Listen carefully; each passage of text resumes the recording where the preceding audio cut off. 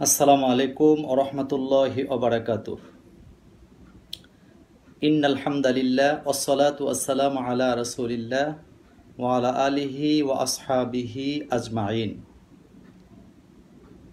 কাছে দূরে, দেশে বিদেশে যেখান থেকে আমাকে শুনছেন এবং দেখছেন, আমি আশা করি আপনারা সকলে ভালো আছেন। আল্লাহর রহমতে আমিও ভালো আছি।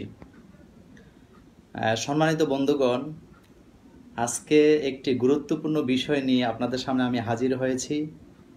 যে বিষয়টি আমি আমার হৃদয়ে রক্তক্ষরণ হচ্ছে যে বিষয়টি নিয়ে, এবং যে বিষয়টি নিয়ে কথা না বললেই নয়।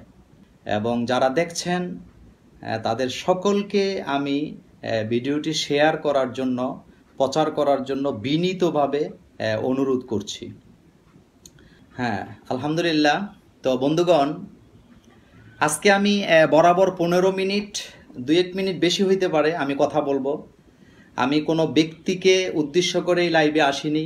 আমি আমার এই জাতিকে বিভ্রান্ত থেকে বাঁচাবার জন্য আমার এই চেষ্টা। আজকে আমাদের দেশে অনেক আকীদা ছড়িয়ে আছে, ভ্রান্ত আকীদা, সঠিক আকীদা। আমি বিস্তারিত আলোচনা করার হাতে সময় আমার নাই। আমি আজকে আমার বক্তব্যটা 2টা ভাগে আমি ভাগ করব। প্রথম ভাগে আমি বলবো মুতাজিলাদের আকীদা নিয়ে কিছু কথা, এবং তাদের আকীদা সহি কি ভুল সেটা আপনারা শোনার পরে বিবেচনা করবেন। আর দ্বিতীয়টি হলো দারসুল হাদিস, অর্থাৎ মুতাজিলাদের আকীদার বিরুদ্ধে সহি 2টি হাদিসের দার্স আমি আজকে পেশ করব, সব মিলিয়ে 15 মিনিট। তো আপনারা সকলে এটি ইতিমধ্যে শেয়ার করেন, এবং যারা যোগ দিয়েছেন সকলকে ধন্যবাদ জানিয়ে আমি আলোচনা শুরু করছি। বন্ধুগণ, ইদানিং আমাদের দেশে মুতাজিলাদের আকীদা তথা আহলে কোরআন নামে একটি আকীদা নতুন করে আবির্ভাব হয়েছে, এবং ইসলামী সাংগঠনিক মনা কিছু ব্যক্তি না বুঝে, এর মধ্যে আলেম ওলামাও আছেন, আলেম আছে, বক্তা আছে, তারা ওদের চমকপ্রদক বক্তব্য শুনে তারা পাগল হয়ে যায় যে এরাই বোধহয় ঠিক, এবং এদের আকীদাকে বিশ্বাস করার কারণে তাদের যে ঈমান চলে যাচ্ছে এই ব্যাপারে তাদের খবর নাই। এবং মুতাজিলাদের চমকপ্রদক যুক্তির কাছে হেরে গিয়ে আমাদের দেশের অনেক বড় বড় বক্তারাও তাদের সাথে যোগ দিয়ে উল্টাপাল্টা যুক্তি দিয়ে ইদানিং কথাবার্তা বলা শুরু করেছেন। তাদের প্রতি শ্রদ্ধা রেখে আমি আমার আজকের লাইভটা শুরু করছি। তবে আমার খুব বেশি এলেম নাই, জ্ঞান নাই, তবে আমি সবসময় লেখাপড়া করি, আমি জানতে চেষ্টা করি, মৃত্যু পর্যন্ত আমি জানার জন্য চেষ্টা করব ইনশাআল্লাহ। জানার কোনো শেষ নাই, আমি জানবো মৃত্যু পর্যন্ত। তো বন্ধুগণ, আসেন মুতাজিলাদেরকে নিয়ে আগে কথা বলি, তারপর আমি দারসুল হাদিসে চলে যাব। মুতাজিলা এই শব্দটি হচ্ছে আরবিতে মিম আইন তা জাল লাম, লাস্টে আবার তা আছে, আল মুতাজিলাতুন। এটি হচ্ছে একটি সম্প্রদায়, অর্থাৎ ইসলামী ধর্মতত্ত্বের একটি শাখা মাত্র। এই মুতাজিলা প্রতিষ্ঠা হয়েছে 8ম শতাব্দী থেকে এটি প্রতিষ্ঠিত হয়েছে। আর এটি প্রতিষ্ঠিত হয়েছে মক্কায়না, মদিনায়না, বসরা এবং বাগদাদে। ইসলাম রাসূল করিম সাল্লাল্লাহু আলাইহি ওয়াসাল্লাম প্রচার করেছেন মক্কা এবং মদিনা থেকে। আর মুতাজিলাদের আকীদা শুরু হয়েছে বাগদাদ এবং বসরা থেকে 8ম শতাব্দীতে, এবং তারা 8ম শতাব্দী থেকে নিয়ে 10ম শতাব্দী পর্যন্ত দাপটের সাথে তারা তাদের যুক্তি তর্ক, তাদের আকীদাকে তারা বিভিন্ন জায়গায় ছড়িয়ে দিয়েছে। এবং উমাইয়া যুগে তারা এটা শুরু করেছেন, আব্বাসীয় যুগে যায়া তারা মজবুতভাবে তাদের আকীদাকে তারা প্রতিষ্ঠিত করেছেন। আর মজবুতভাবে আকীদাটা প্রতিষ্ঠা করার একটাই কারণ, সমকালীন রাষ্ট্রশক্তি তাদের পক্ষে ছিল, যার কারণে তারা এই সাপোর্টটা পাইছে। আজও আপনারা জানেন আমাদের বাংলাদেশেও এমন আছে যে একদলকে ইসলাম প্রচারের জন্য অথচ শিরিক বেদাত নিয়ে পড়ে থাকে তাদেরকে প্রচারের জন্য সরকার খুব সাপোর্ট করে, আর যারা কোরআন হাদিসের সহি কথাগুলি বলে তাদেরকে আটকে দেওয়া হয়। তাইলে আমরা জানলাম মুতাজিলা প্রতিষ্ঠা হইল 8ম শতাব্দী থেকে 10ম শতাব্দীর মধ্যে, আর প্রতিষ্ঠা হয়েছে বসরা এবং বাগদাদে, মক্কায়ও না মদিনায়ও না। এই মুতাজিলা আকিদার প্রতিষ্ঠাতা হলেন ওয়াসিল ইবনে আতা। সে একজন ভ্রান্ত আকিদার লোক, সে এই মুতাজিলা আকিদাকে প্রতিষ্ঠা করেছেন, তাকে জনক বলা হয় এই আকিদার।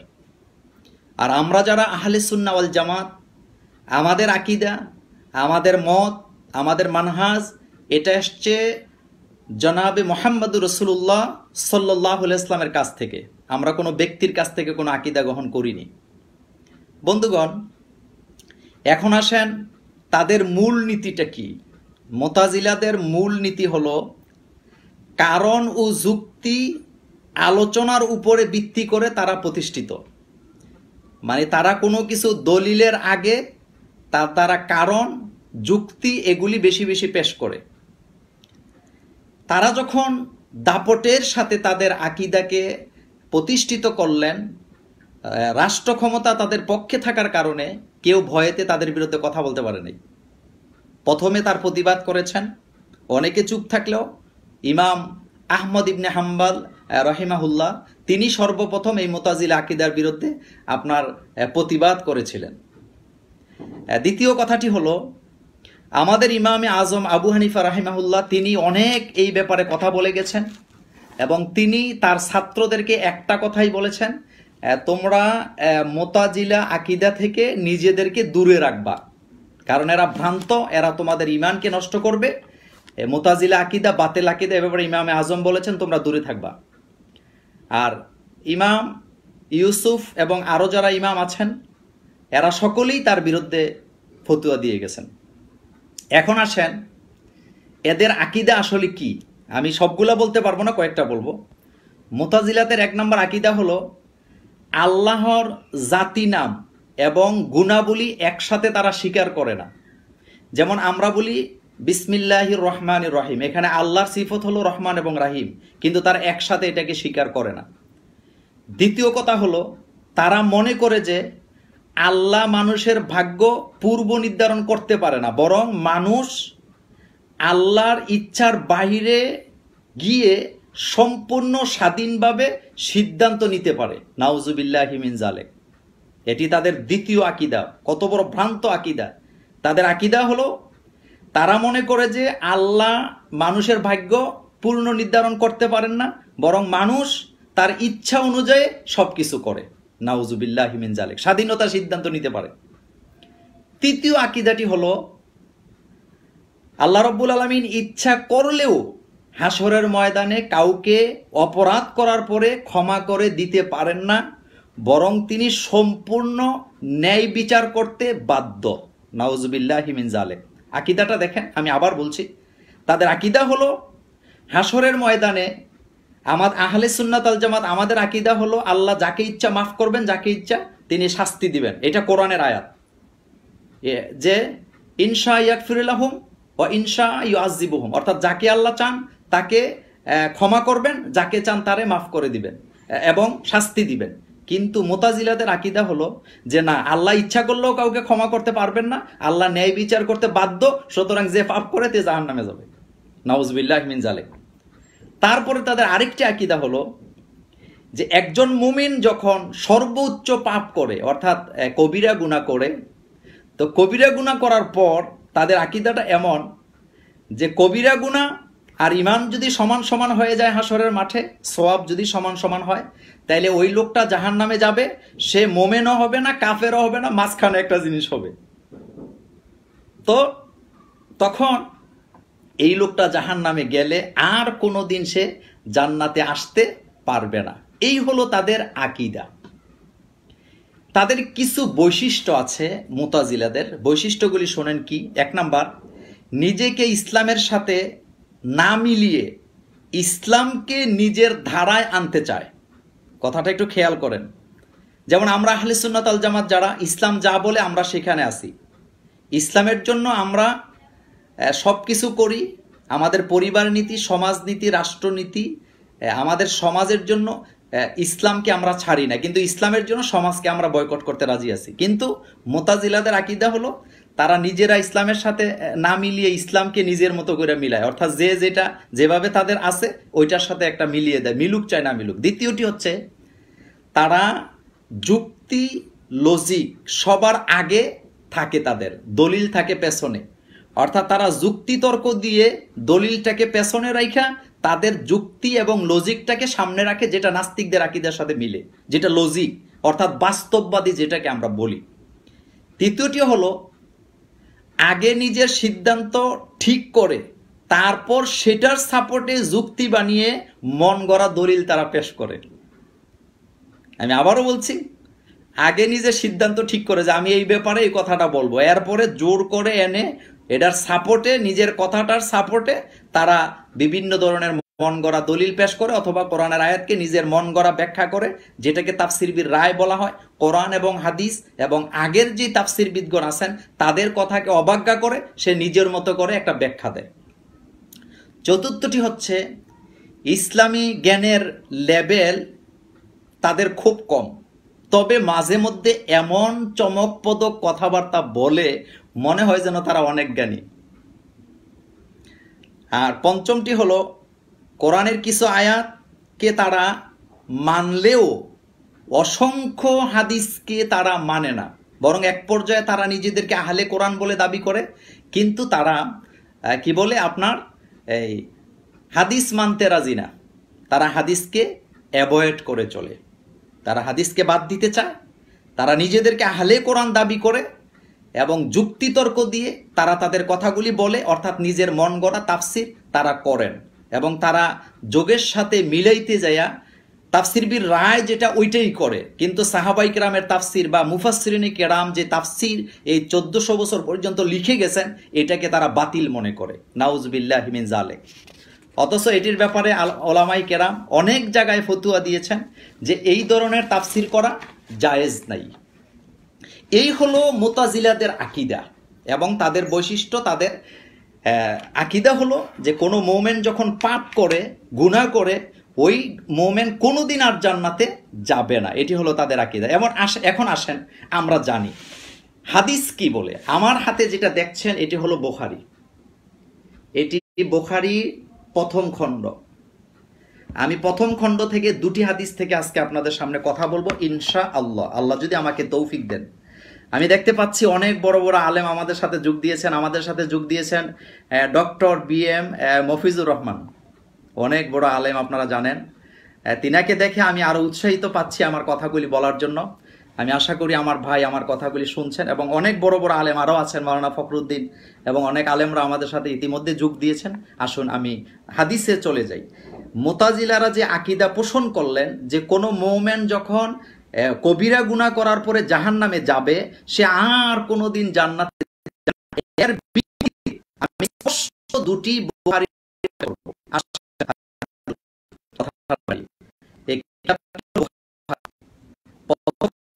কিতাবুল ঈমান থেকে আমি কথা বলছি। প্রথম হাদিসটি হলো বুখারীর প্রথম খণ্ডের কিতাবুল ঈমান 22 নম্বর হাদিস। এই হাদিসটি 4 জন সাহাবা বর্ণনা করেছেন, রওয়ায়াত করেছেন, বর্ণিত হয়েছে 4 জন সাহাবা থেকে। তার মধ্যে প্রধান হচ্ছেন হযরতে আনাস রাদিয়াল্লাহু তাআলা আনহু। শুনেন হাদিসটি আপনারা। আন আনাসিন আনিন নবী সাল্লাল্লাহু আলাইহি সাল্লাম কল ইয়াখরুজু মিনান নারি মান ক্বালা লা ইলাহা ইল্লাল্লাহ ওয়া ফি কলবিহি ওজনু শাইরাতিন মিন খায়রিন ওয়া ইয়াখরুজু মিনান নারি মান ক্বালা লা ইলাহা ইল্লাল্লাহ ওয়া ফি কলবিহি ওজনু বুররাতিন মিন খায়রিন ওয়া ইয়াখরুজু মিনান নারি মান ক্বালা লা ইলাহা ইল্লাল্লাহ ওয়া ফি কলবিহি ওজনু যাররাতিন মিন খায়রিন। আসেন হযরত আনাস রাদিয়াল্লাহু আনহু থেকে তিনি বলেন তিনি জি বন্ধুগণ আসেন আমি আবার হাদিসটি বলি। নেট দুর্বলতার কারণে আমি কথাগুলি ঠিকমতো বলতে পারছি না, আমি আবার আসলাম। আল্লাহ রাসূল বলেন ইয়াখরুজু মিনান নার, তারা বেরিয়ে আসবে। সে বেরিয়ে আসবে মানকলা, কে বেরিয়ে আসবে? মানকলা, যে ব্যক্তি বলে লা ইলাহা ইল্লাল্লাহ, আল্লাহ ছাড়া আর কোনো ইলাহকে আমি মানি না। অফি কলবিহি ওয়াজনু শাইরাতিন মিন খৈরিন, এবং যার হৃদয়ে একটি জব পরিমাণ সত্যতা আছে ইমানের ব্যাপারে, ওই লোকটি জাহান্নাম থেকে বেরিয়ে আসবে।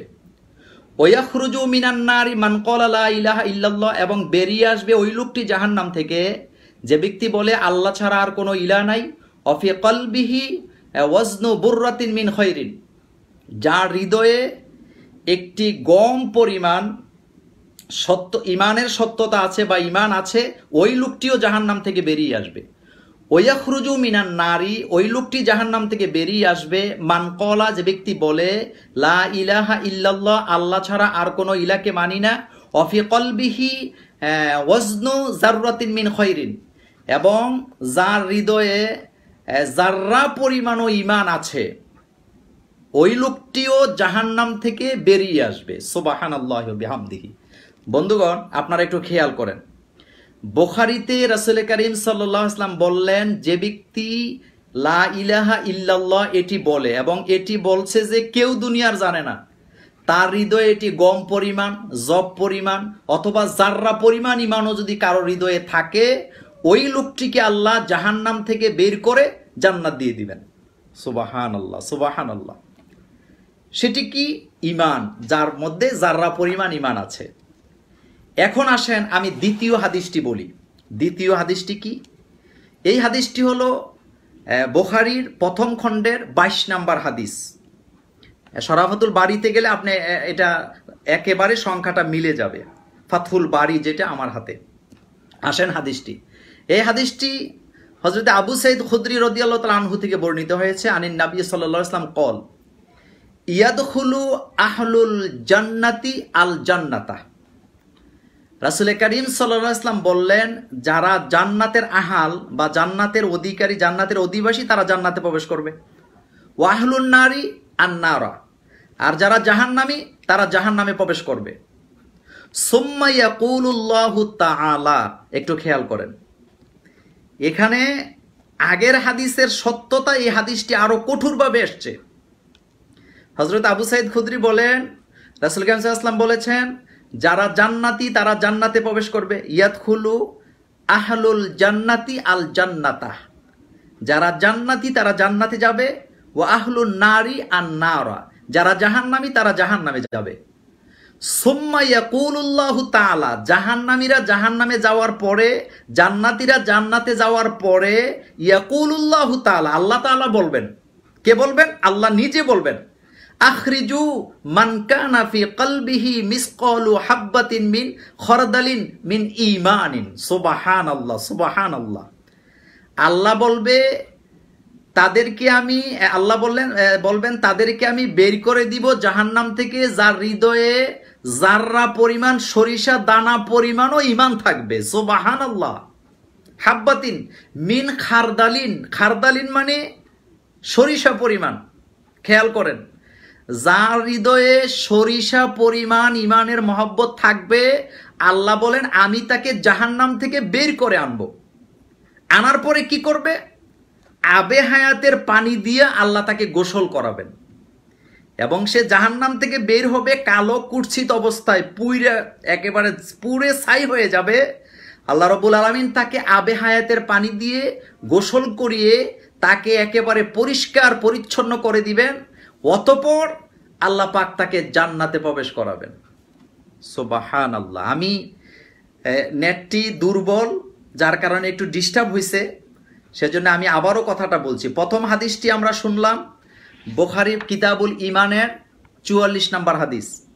সেখানে বলা হয়েছে, আল্লাহ রাসূল হযরতে আনাস রাদিয়াল্লাহু তাআলা থেকে বর্ণিত, তিনি বলেছেন যে যারা জাহান্নামে যাবে, মুমিন কবিরা গুনাহ করেছে, জাহান্নামী হয়ে গেছে, তারা সেখান থেকে বেরিয়ে আসবে যাদের হৃদয়ে জব পরিমাণ, গম পরিমাণ অথবা জাররা পরিমাণও ঈমান থাকবে। আর দ্বিতীয় হাদিসটি আমি যেটি বললাম, কিতাবুল ঈমানের 22 নম্বর হাদিস, ফাতহুল বাড়িতে আপনারা পাবেন। সেখানে বলা হয়েছে, রাসূল সাল্লাল্লাহু আলাইহি ওয়াসাল্লাম বলেছেন, আল্লাহ নিজেই বলবেন যে আমি তাদেরকে বের করে আনবো যাদের হৃদয়ে জাররা পরিমাণ অথবা সরিষা দানা পরিমাণও ঈমান থাকবে।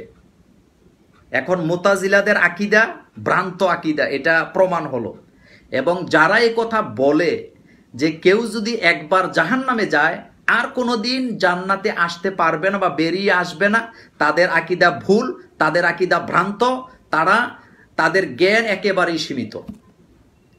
এখন আসেন মূল কথায়। আমাদের দেশে আমাদের অনেক স্নেহের বক্তা যাদের বয়স একেবারে কম, সবে মাত্র 1-2 বছর আগে কামেল পাস বা অনার্স মাস্টার্স করে এসছে, তারা না বুঝে ওই যে মুতাজিলাদের ভ্রান্ত আকীদাওয়ালাদের চমকপদক যুক্তি শুনে, তাদের কথা শুনে আহলে কোরআনের নামে তারা হাদিসের সাথে এবং কোরআনের সাথে যে বক্রতা করে, তাদের কথা শুনে আমাদের অনেক যুবক ভাইয়েরা, তরুণ মুফাসসিরেরা তাদের দলে যোগ দিয়েছেন।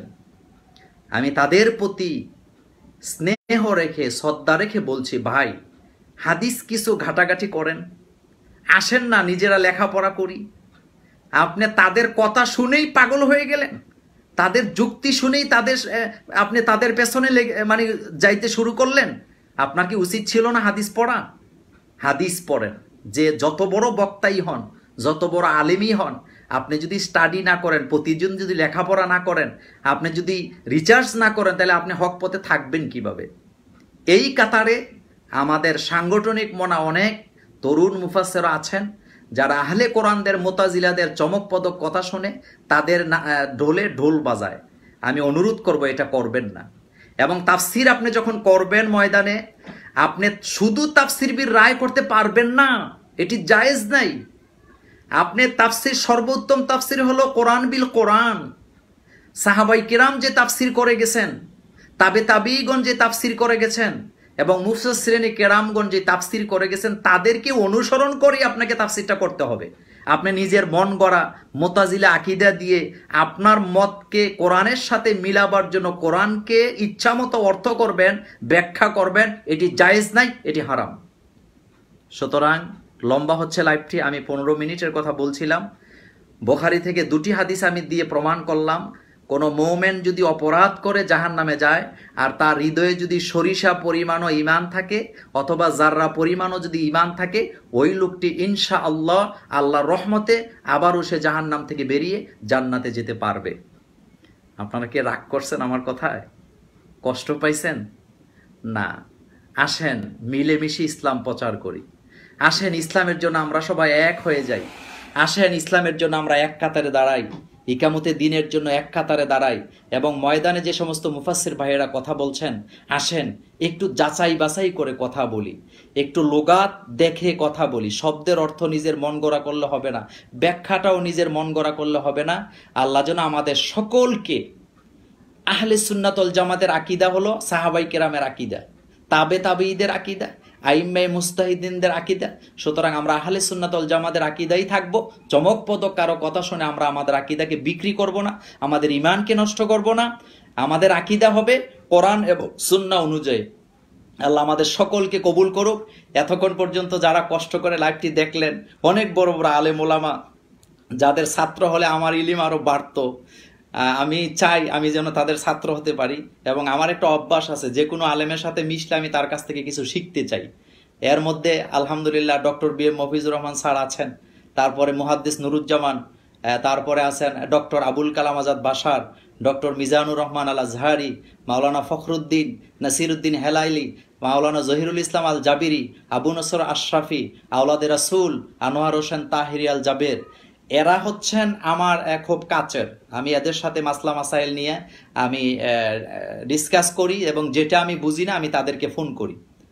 তো তারপরে আহমদুল্লাহ সাহেব আছেন, আরও অনেকে আছেন যাদের সাথে আমি যেটা বুঝি না আমি তাদের সাথে পরামর্শ করি।